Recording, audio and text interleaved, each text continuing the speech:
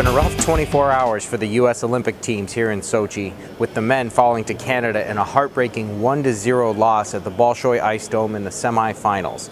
Let's bring in Chris Peters from UnitedStatesOfHockey.com for his analysis.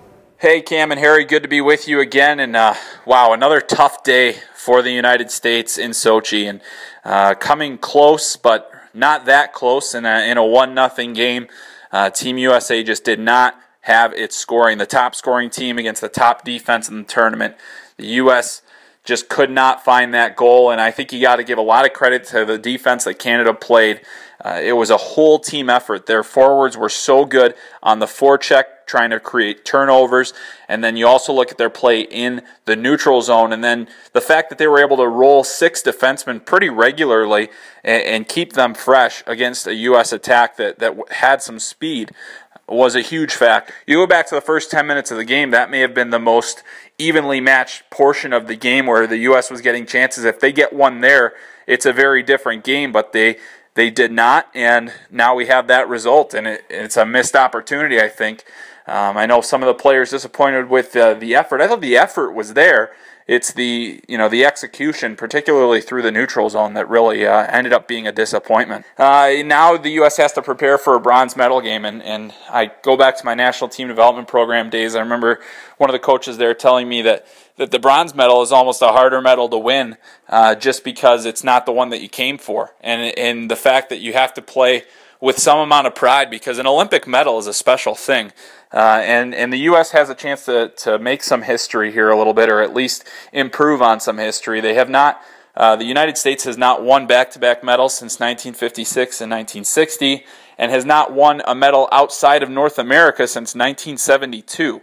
So there's some history to be made here if the U.S. can get back up for that game. It's a tight turnaround.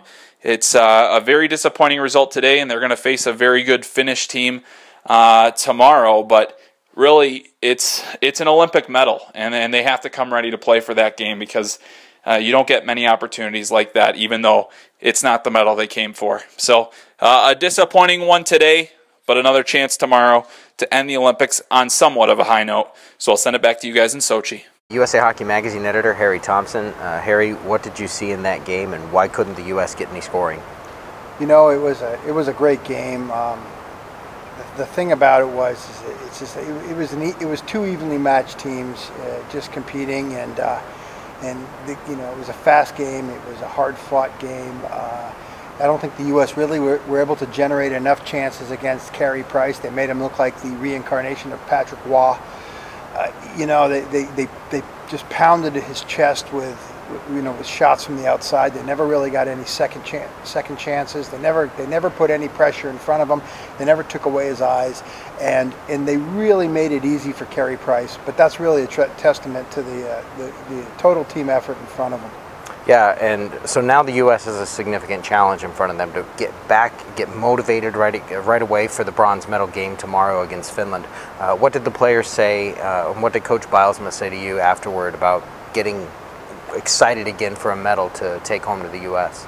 Well, the interesting thing was I talked to Zach Parisi, and he was just mentally and physically drained. He didn't really say too much, but David Backus, ever the class act, just said that anytime you put on the red, white, and blue of USA Hockey, you want to give it your all, and they are bound and determined to come out against a very, very tough Finnish team and win the bronze medal. And in fact, in the press conference afterward, head coach Dan Bilesma actually said as much. He said, "We are coming home with the bronze medal." So they're disappointed. They're going to take a little bit of time to maybe let it sink in. But I have complete confidence that when they hit the rink tomorrow, that they will be ready to not only represent USA Hockey, represent all the great men and women in the United States Armed Services, all the fans back home, and do us proud. Well, that's going to do it here for our second to last USA Hockey post-game show.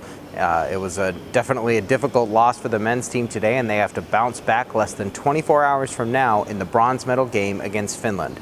Check back tomorrow for full recap and analysis on olympics.usahockey.com.